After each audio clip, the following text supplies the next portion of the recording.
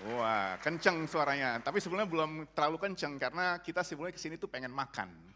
Karena katanya ada makanan yang enak yang selalu disajikan GKM Anugerah kalau setelah ibadah. Jadi itulah yang menyemangati kami. Karena kalau semangat datang untuk dengar saya, hampir setiap minggu dengar saya, jadi udah bosan sebetulnya. Jadi sebetulnya harusnya jangan saya yang khotbah Pak, sebetulnya lebih semangat si Tike gitu.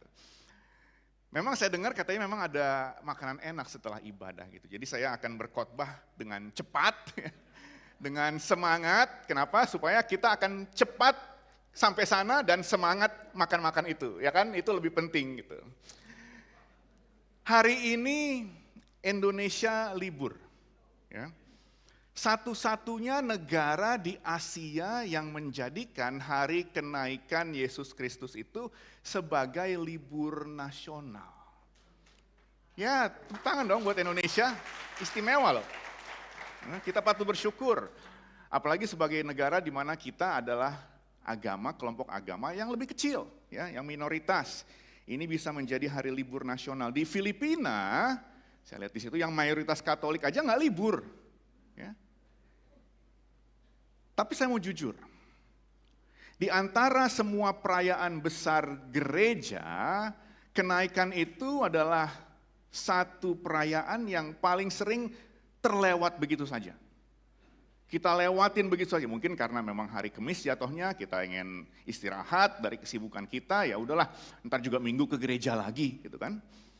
Atau mungkin karena kalau Natal kan ada pohon, ada kado. Bagi yang Kristen mungkin ada THR supaya bisa belanja, beli kado ya. Di hari Natal ada kue, ikat pinggang dikendorin ya, jas jadi nggak muat, untung ini masih muat gitu.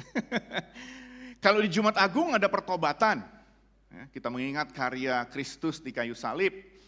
Di Paskah ada kebangkitan, ada kebaktian fajar, kita semangat pagi-pagi jam 5 sudah kebaktian. Akhirnya harinya kok jadi panjang banget nih, kok nggak malam-malam gitu ya. Ya kebaktiannya mulai jam 5 pagi. Gitu. Ada sukacita kebangkitan di hari Paskah. Nah kenaikan, kita datang ke gereja, ya, kalau misalnya nggak kebaktian gabungan, gereja agak sepi, habis itu kita pulang, kita makan siang, itu pun kalau nggak tergoda karena pemerintah bikin hari Jumat itu jadi cuti bersama, ya kan? Mendingan long weekend, liburnya jadi panjang. Saya mau ambil napas, saya mau healing gitu. Nah, padahal, ini yang saya ingin sampaikan hari ini, apa yang terjadi 40 hari setelah Paskah itu adalah salah satu peristiwa yang paling mengubah alam semesta dengan begitu ajaib dalam seluruh sejarah. Perubahan yang begitu ajaib yang mengubah alam semesta. Dan ini nggak lebay, ya. Ini serius, nggak dibuat-buat. Makanya pagi hari ini saya mau mengajak kita semua untuk, boleh Pak ya, Bible study singkat lah, ya. Bible study dikit gitu. Izin Pak Gembala ya, boleh ya. Kita akan membaca dua teks yang mencatat peristiwa kenaikan ini. Sebagian tadi sudah dibaca oleh teman-teman kita.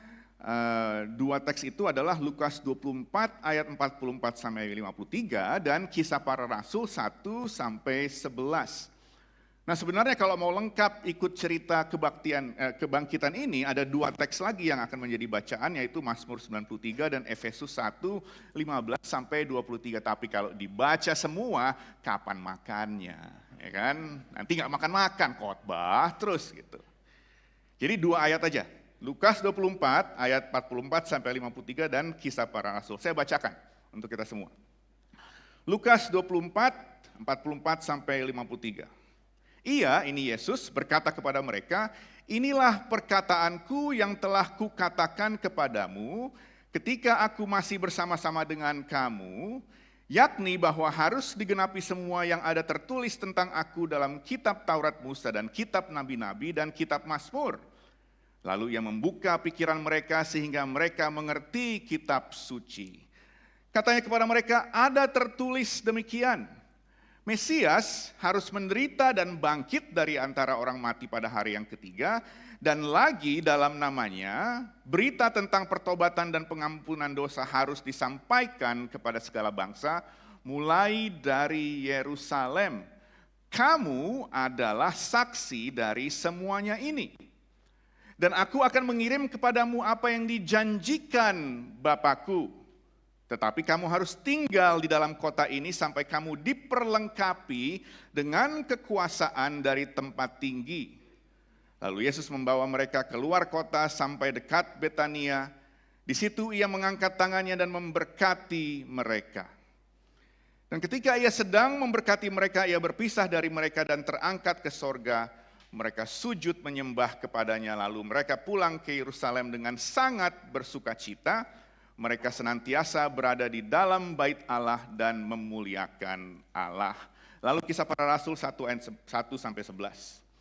Hai Theophilus, dalam bukuku yang pertama itu Injil Lukas, aku menulis tentang segala sesuatu yang dikerjakan dan diajarkan Yesus sampai pada hari ia terangkat.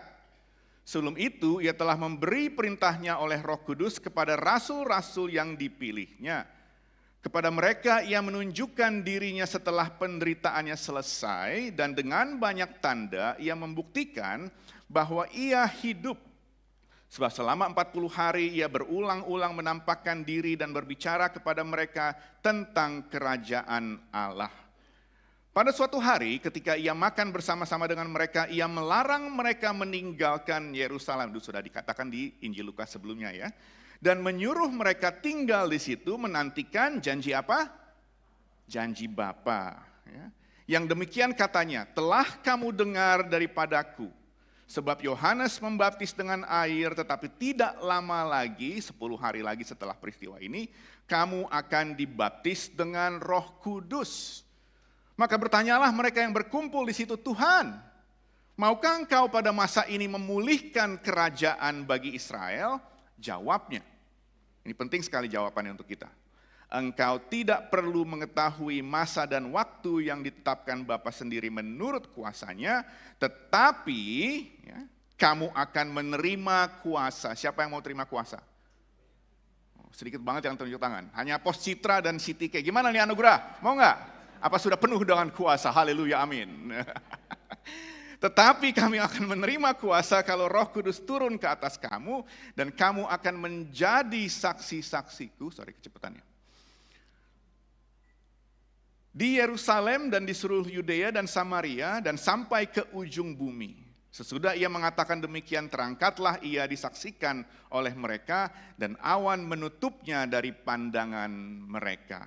Ketika mereka sedang menatap ke langit waktu ia naik itu, tiba-tiba berdirilah 2 orang yang berpakaian putih dekat mereka dan berkata kepada mereka, hai orang-orang Galilea, mengapakah kamu berdiri melihat ke langit? Yesus ini, ya itu garis bawah, Yesus ini yang terangkat ke sorga, meninggalkan kamu akan datang kembali dengan cara yang sama seperti kamu melihat dia naik ke surga. Itulah pembacaan kita pagi hari ini, kiranya kita bisa meresapinya dan akhirnya menghidupinya di dalam kehidupan kita sehari-hari. Amin. Jadi 2 teks yang baru kita baca itu tadi adalah 2 teks yang menceritakan satu peristiwa yang sama. Satu peristiwa yang sama. Yesus naik ke surga.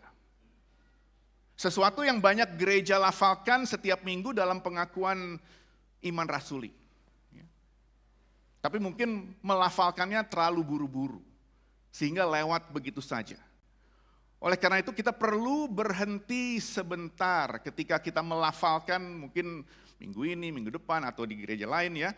Kita berhenti sebentar, karena ini sering kita lakukan begitu saja tanpa kita pikirkan. Dan gak boleh, jangan kita lewatkan begitu saja Bapak Ibu Saudara. Jangan kita lewatkan pengakuan yang kita sudah sering katakan itu keluar tanpa makna. Ya. Siapa yang naik? Yesus, benar. Ya. Nah, Yesus yang mana? Yesus dari Nazaret, anak Maria, yang lahir di palungan di Bethlehem, bukan di istana. Ya. yang besarnya di kampung di Galilea, di Nazaret, ya, daerah yang bahkan dianggap remeh oleh orang-orang di situ. Nggak ada tuh yang penting lahirnya di Nazaret, di Galilea, nggak ada. Yang pernah merasakan lapar di padang gurun, yang pernah merasakan lelah sampai bahkan tertidur di atas satu kapal di tengah badai. Yang pernah menangis di depan kuburan sahabatnya sendiri, Lazarus. Yang tangannya menyentuh orang yang tidak seharusnya disentuh oleh orang-orang Yahudi saat itu, orang-orang berpenyakit kusta. Yang kakinya penuh dengan debu, jalan-jalan berdebu di daerah Palestina. Yang duduk bersama orang yang dianggap paling hina, pemungut cukai dan orang berdosa. Yesus yang pada akhirnya ditangkap, diadili dengan tidak adil, disiksa, tubuhnya dipaku, disalib, mati, dikuburkan, bangkit. Dia itu yang naik, ya. Bukan versi rohaninya, bukan hanya rohnya saja, ya. Bukan prinsip atau ajarannya yang sedang naik, tetapi dia dengan tubuh yang sama, tubuh yang dirajut oleh Tuhan di rahim Bunda Maria. Tentu tubuh yang sudah dibangkitkan, ya. Tetapi tubuh yang sama, dengan luka di tangannya, dengan luka di lambungnya yang dipegang oleh Thomas, dengan seluruh kesejarahan kemanusiaan yang dia alami selama 33 tahun di bumi ini. Itu yang naik. Ya. Dan sekarang, hari ini, detik ini di sebelah kanan Allah Bapa, ya, saya sebetulnya ingin berhati-hati menggunakan gambaran ini karena kadang-kadang gambaran ikonografi seperti ini seakan-akan mengatakan kepada kita memiliki 3 Tuhan gitu ya. Padahal enggak, ini hanya kita membantu kita berimajinasi. Ya. Berimajinasi. Di saat ini, di detik ini, di hari ini, tahta tertinggi di alam semesta ada manusia duduk di sana. Bayangkan Bapak Ibu. Ya. Kita mau dekat ke Merdeka Utara aja, kalau nggak dicegat polisi duluan, mungkin susah ya. Itu kita manusia. Sekarang di tahta tertinggi alam semesta ada manusia. Jadi surga itu berubah pada hari kenaikan. Surga itu berubah pada hari kenaikan dan berubah untuk selama-lamanya. Wow, gitu dong.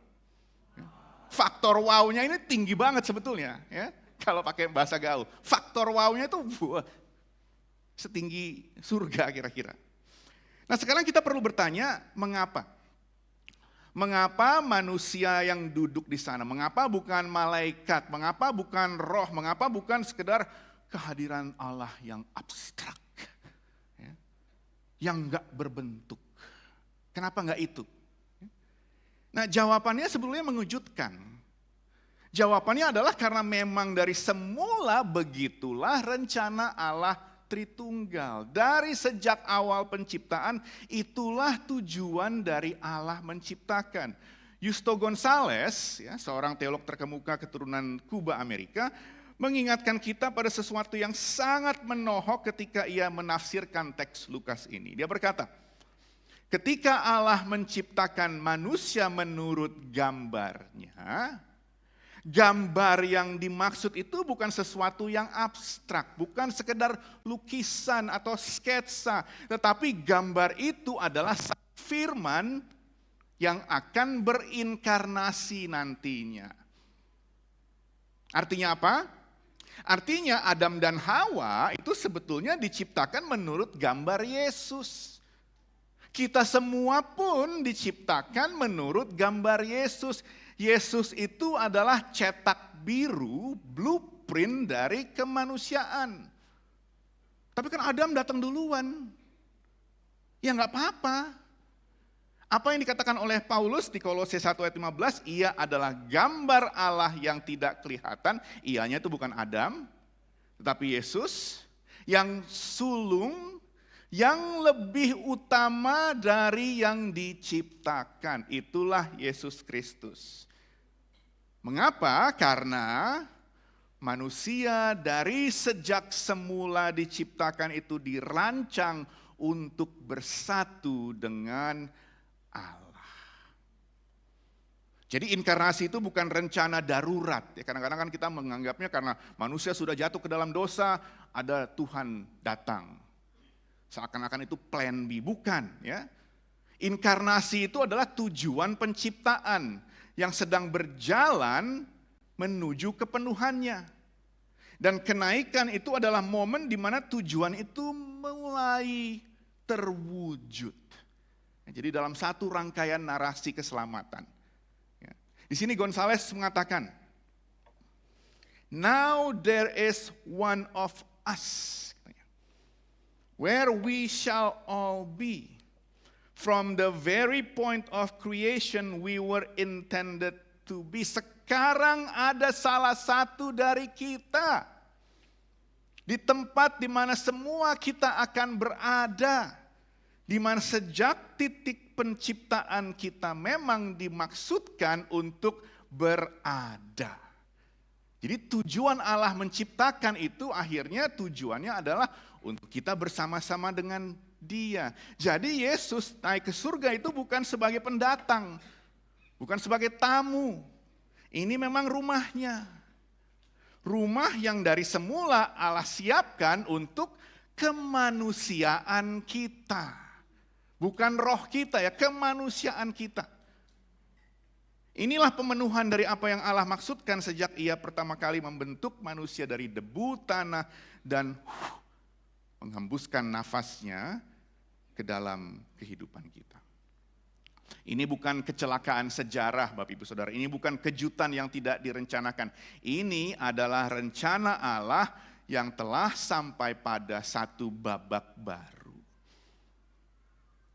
Nah ini menarik ya, dari satu katekismus dari tradisi reform, saya bukan orang reform ya, tapi ini penting untuk kita lihat karena memberikan satu informasi yang wow, faktornya lumayan tinggi juga.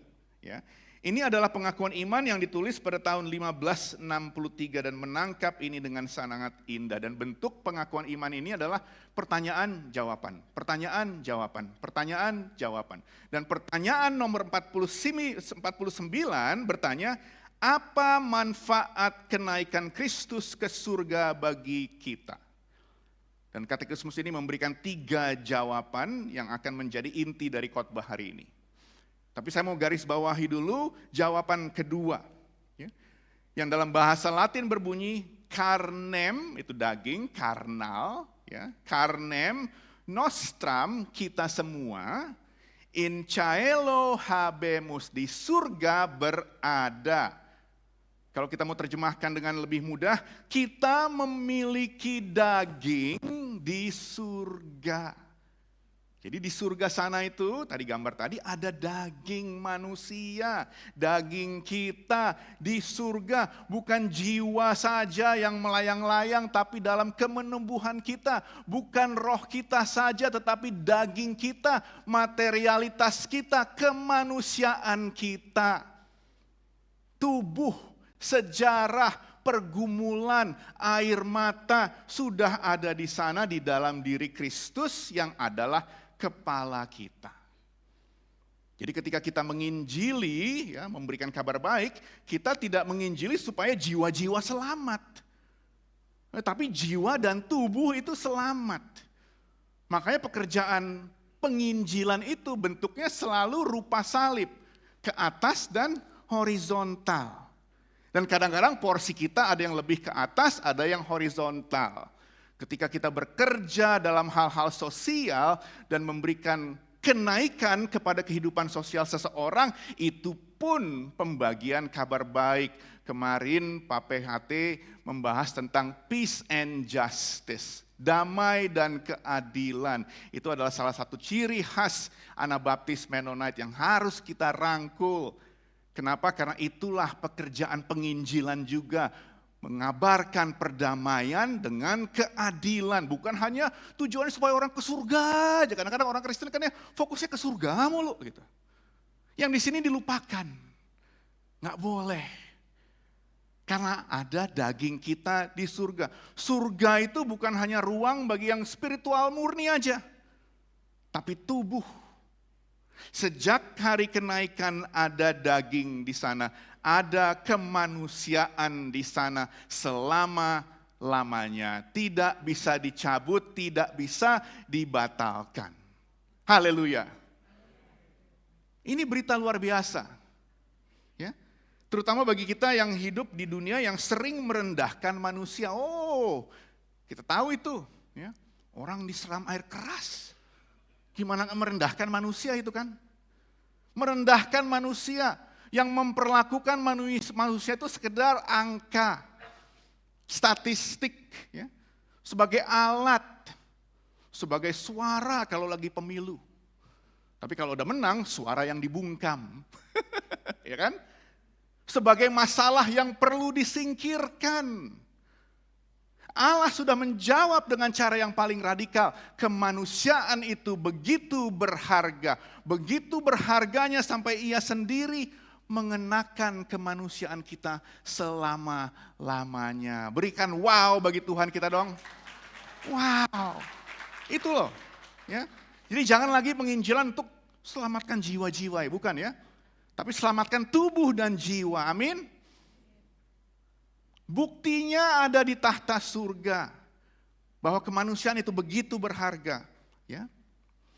Nah, kembali kepada Katekismus Heidelberg, dia memberikan 3 jawaban atas pertanyaan apa manfaat kenaikan bagi kita. Dan sebelum saya lanjutkan, kita harus berhati-hati dengan kata manfaat. Ya. Karena kita harus baca ini bukan arti seperti kita menganggapnya sebagai untung dan rugi. Ya. Manfaatnya buat saya apa gitu. Manfaat polis asuransi ini untuk saya apa ketika saya beli polis asuransi? Bukan seperti itu. Ya. Manfaatnya ini berbicara tentang apa yang Allah kerjakan bagi kita di dalam dan melalui kenaikan Kristus. Ini berarti bahasa kasih. Manfaat itu adalah bahasa kasih. Nah, yang pertama, dia menjadi pengantara bagi kita di hadapan Bapa. Pengantara. Ya. Lukas tadi yang kita baca mencatat bahwa tepat pada saat Yesus terangkat, ia sedang mengangkat tangannya dan memberkati para murid. Ya. Ia nggak pergi dengan tangan kosong. Dia nggak datang dengan tangan kosong, dia perginya juga nggak dengan tangan kosong. Ia tidak pergi memunggungi mereka, gitu kan? Pergi aja dia gitu, nggak gitu. Tapi perginya begini menghadap kepada murid-muridnya. Ia pergi sambil memberkati. Dan memberkati itu enggak berhenti ketika ia menghilang di balik awan-awan, enggak. Ia pergi sambil tetap memberkati. Kenaikan itu bukan perpisahan yang dingin. Ini adalah keberangkatan seorang pengantara. Seorang pengantara yang terus bekerja. Gak berhenti-berhentinya bekerja sebagai pengantara. Pengantara. Ya, kata itu penting sekali. Teman-teman kita di Katolik sering mengakhiri doanya dengan mengatakan, Yesus pengantara kami. Itu perlu juga kita serapi sebetulnya. Pengantara. Ya. Di Indonesia apalagi di hari ini pengantara ini punya resonansi yang sangat konkret. Kita tahu rasanya ketika tidak ada orang yang berbicara untuk kita, ya kan? Ketika kita memasukkan laporan, nggak ditanggapi. Ketika kita memasukkan pengaduannya ngilang entah kemana. Ketika yang kecil tuh nggak punya akses kepada yang berkuasa, kita tahu semuanya rasanya hidup di bawah. Apalagi kadang-kadang menghadapi pemerintah yang ya, cukup absen kadang-kadang, ya kan? Bukan rahasia umum, ya. Absen dari kesulitan rakyatnya, absen dari tuntutan keadilan, absen pada saat paling dibutuhkan. Semalam ketika saya bersiap untuk berkhotbah, saya ingin menangis karena melihat ketidakadilan yang terjadi di negeri kita. Tapi di tahta tertinggi alam semesta, ada seorang manusia yang tidak pernah absen. Tidak pernah jalan-jalan ke luar negeri. Oh. Sorry Pak, nggak apa-apa ya. Ada manusia yang tidak pernah absen. Ibrani 7 ayat 25 mengatakan, ia hidup senantiasa untuk menjadi pengantara bagi mereka. Apa katanya? Senantiasa. Bukan kadang-kadang. Kalau lagi ngantor, bukan. Bukan kalau nggak lagi sibuk. Bukan kalau kondisi politik sedang kondusif, ya saya akan menjadi pengantara. Dia akan menjadi pengantara senantiasa. Dan ini bukan pengantara yang asing dengan kondisi kita ya, yang lahir di suatu ruang dengan penuh privilege, yang nggak tahu kesakitan. Ini pengantara yang pernah lapar, yang pernah lelah, yang pernah takut, bahkan pernah menangis. Bukan cuma marah-marah aja gitu. Yang tahu dari dalam seperti apa rasanya menjadi manusia di dunia yang begitu keras ini. Penulis Ibrani di pasal 4 mengatakan kita tidak mempunyai imam besar yang tidak dapat turut merasakan kelemahan-kelemahan kita. Ia telah dicobai dalam segala hal sama seperti kita. Pengantara ini tahu apa yang kita lalui. Willie James Jennings, seorang teolog baptis kulit hitam, dalam tafsirnya atas kisah para rasul ini menulis sesuatu yang sama menohoknya. Dia berkata, Yesus itu naik bukan untuk menjauh dari kita, tetapi justru untuk lebih intensif memandang ke arah kita. Ia naik untuk kita, ya. Bukan untuk meninggalkan kita. Perhatiannya kepada kita bukan justru berkurang setelah kenaikan, tapi justru sebaliknya perhatiannya tambah intens. Kenapa? Karena sekarang dia duduk di sebelah kanan Allah Bapa di tahta alam semesta yang tertinggi itu. Bayangkan sebentar.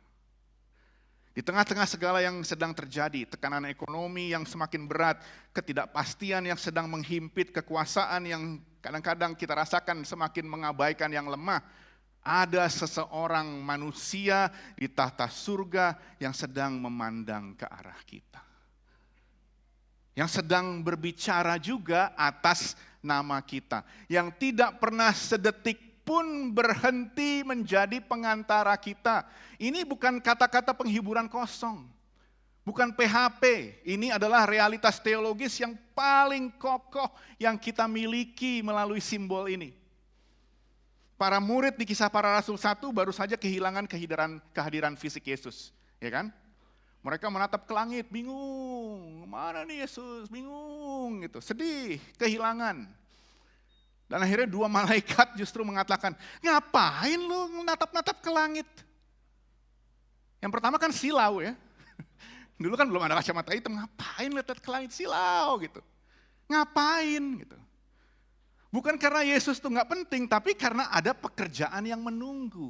Karena Yesus sudah bangkit dan naik, ada pekerjaan yang menunggu. Karena dia sudah naik dan kini menjadi pengantara kita. Jadi kenaikan itu bukan alasan kita untuk bengong. Ya. Nungguin gitu, kapan Yesus datang, nungguin, bukan.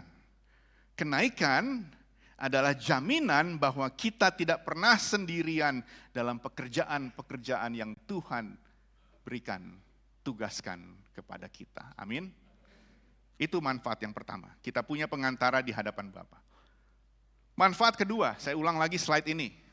Kita memiliki daging kita di surga sebagai jaminan yang pasti bahwa Ia adalah kepala kita, yang akan mengangkat kita, anggota-anggota tubuhnya kepadanya juga. Ia berbicara langsung tentang harga kemanusiaan. Di dalam Kristus yang naik, Allah sudah berikan putusan tertinggi tentang apa artinya menjadi manusia. Bukan putusan yang abstrak. Bukan sekedar putusan yang dideklarasikan saat di atas secarik kertas, tetapi putusan yang tertulis dalam daging Kristus yang sekarang duduk di sebelah kanan Bapa.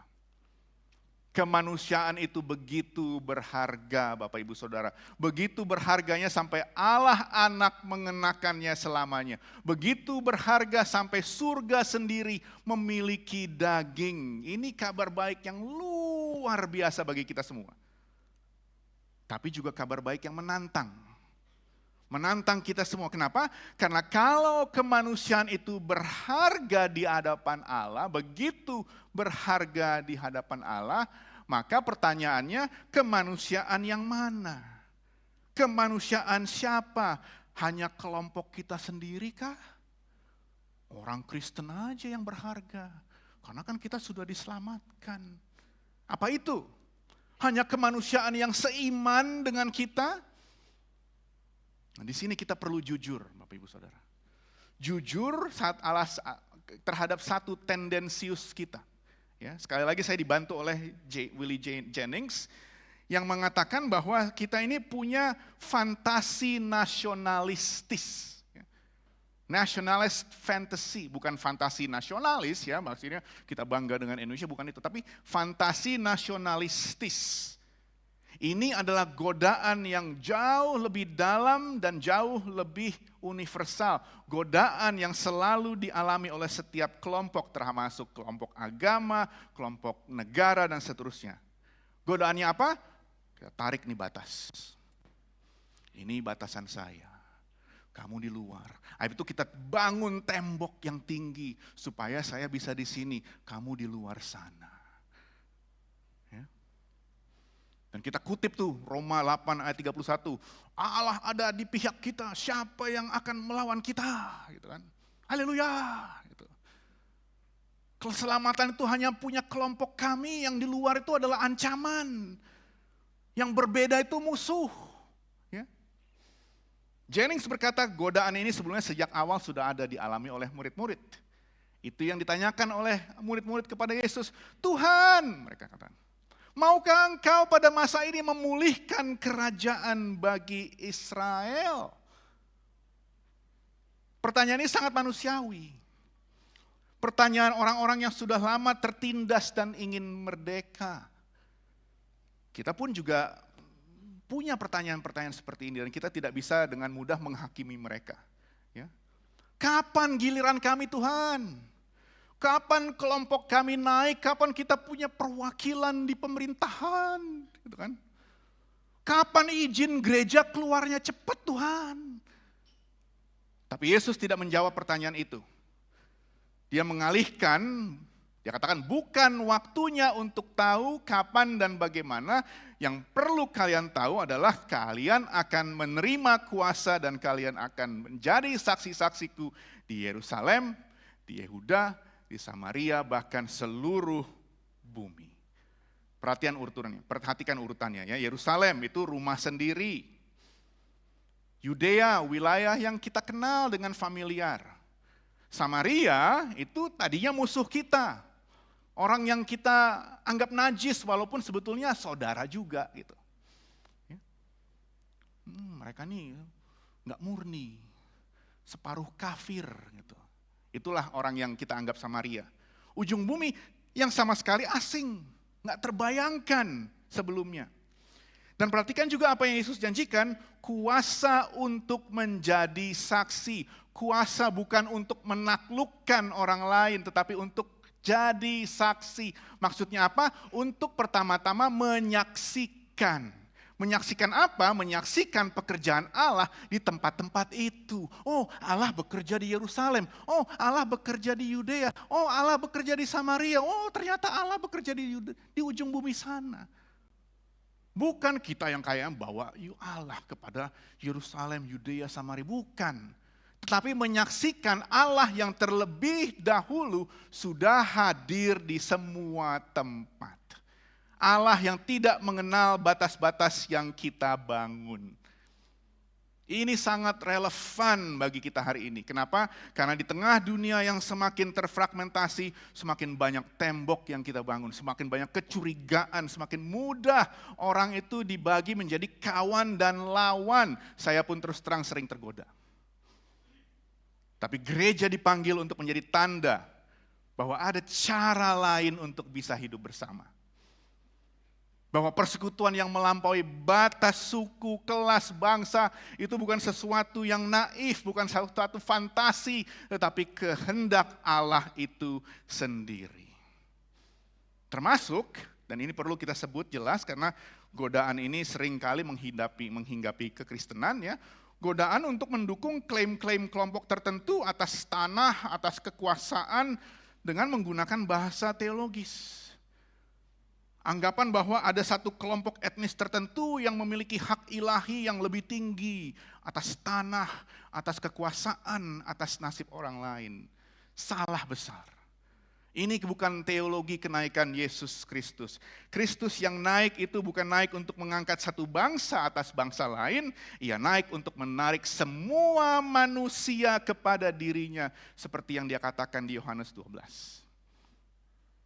Kembali Gonzales membantu saya, dia katakan sejak kenaikan, sejarah yang belum selesai, ini adalah sejarah di mana apa yang sekarang kita lihat dalam diri Kristus akan menjadi nyata bagi kita semua. Bukan nyata bagi sebagian kita, tetapi semua kita.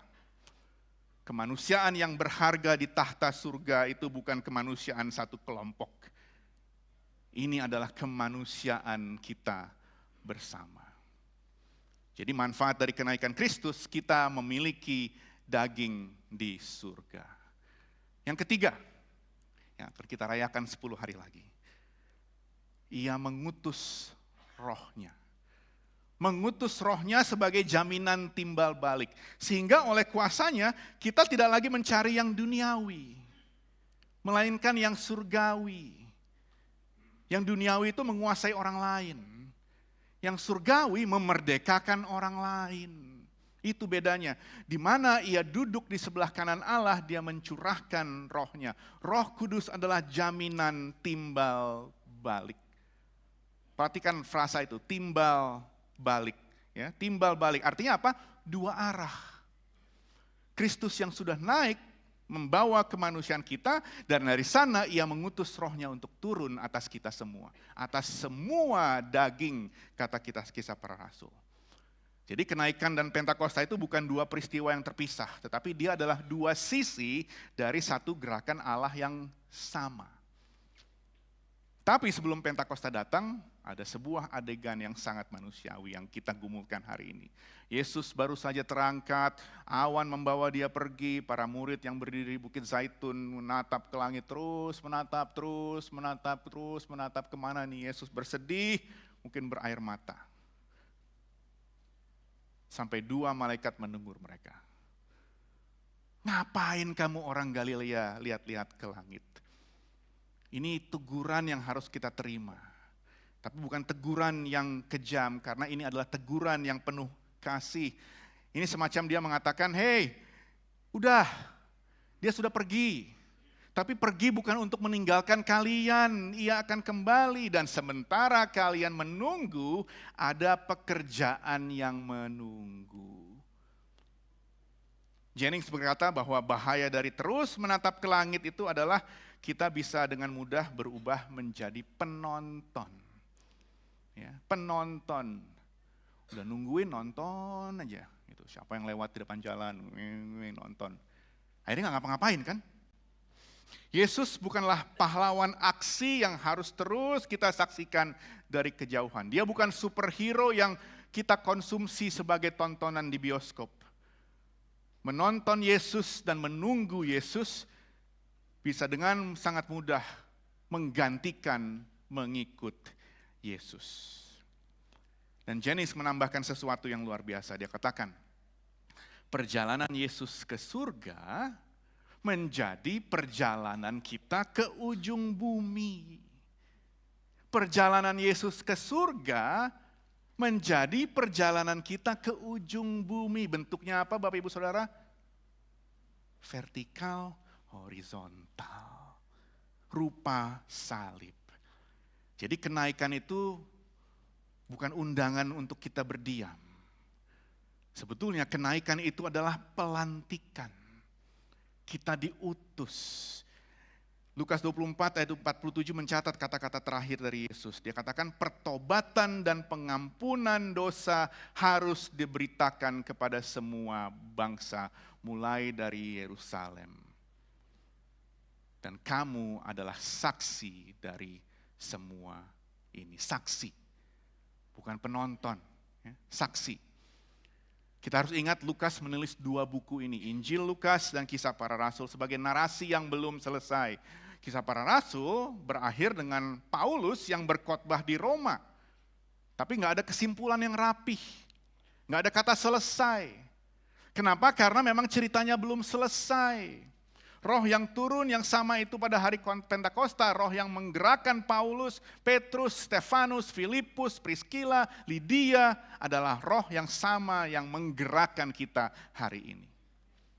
Roh yang gak pernah pensiun, gak pernah emeritus, Pak. Roh yang gak pernah kurang kuasanya, roh yang masih menggerakkan dan masih mengutus dan masih melengkapi.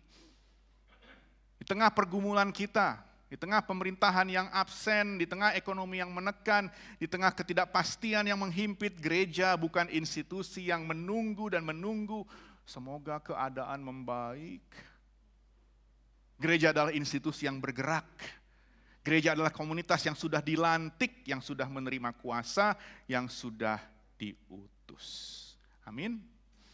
Jadi kenaikan itu bukan akhir dari kehadiran Kristus, kenaikan itu adalah awal dari kehadirannya yang jauh lebih luas. Melalui roh, melalui gereja, melalui kita, sampai ke ujung bumi. Kita sudah berziarah cukup jauh pagi ini, ya. Dan saya mau akhiri dengan ini. Ada manusia di tahta surga. Ada manusia di tahta surga. Ada pengantara yang berbicara untuk kita. Ada daging kita di surga sebagai jaminan. Ada daging, pegang coba cubit tangannya.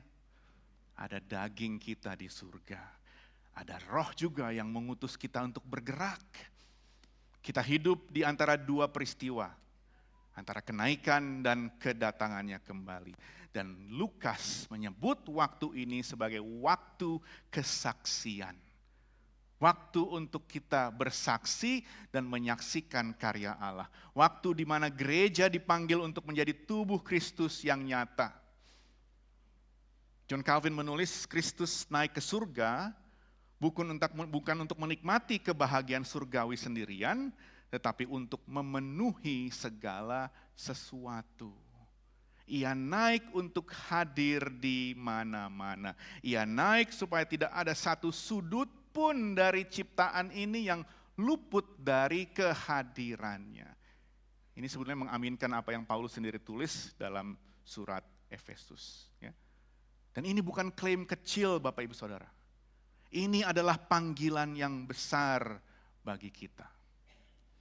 Dan panggilan itu dimulai dari cara kita memandang manusia yang berdiri di hadapan kita setiap hari. Ketika kita sudah melihat begitu berharganya manusia, sehingga di surga ada manusia, kita harus bisa memandang manusia yang berhadapan dengan kita setiap hari. Yesus berkata di Matius 25, apa yang kamu lakukan untuk salah satu orang dari saudaraku yang paling hina ini, kamu melakukannya untuk aku. Yang paling hina, yang tidak diperhitungkan, yang paling mudah kita lewatkan begitu saja, yang paling sering kita anggap gak relevan, gak penting bagi kehidupan kita. Kenaikan Kristus memberikan kita visi yang baru. Visi yang baru tentang mereka. Bukan karena mereka sempurna, bukan karena mereka layak menurut ukuran kita, kita pun tidak layak, tapi karena ada manusia di tahta surga. Dan setiap wajah manusia akhirnya yang kita temui membawa martabat Allah yang dia sudah kenakan selama-lamanya. Kita tidak bisa lagi melewatkan mereka begitu saja. Kenapa? Karena ada tahta, ada manusia di tahta surga. Dan manusia itu mewakili kita semua tanpa terkecuali. Maka kita pulang hari ini bukan dengan teologi, semoga ya. Kita pulang dengan mata yang baru. Kita pulang dengan mata yang baru, yang melihat setiap manusia itu sebagai pembawa martabat ilahi yang tidak bisa kita hiraukan. Godaan kita di dalam gereja adalah kita menikmati martabat sesama. Tapi begitu keluar di gereja, ngantre lama untuk mau makan siang, hangry, langsung melihat martabat yang melayani kita agak rendah. Gitu. Kenaikan tidak memperbolehkan itu. Hari ini Indonesia libur, Bapak Ibu Saudara. Tapi gereja tidak pernah libur. Kenapa? Karena ada manusia di tahta surga. Dan manusia itu sedang memandang ke arah kita, memberkati kita, menguatkan kita, menjadi pengantara kita. Amin. Mari kita berdoa. Terima kasih Tuhan Yesus.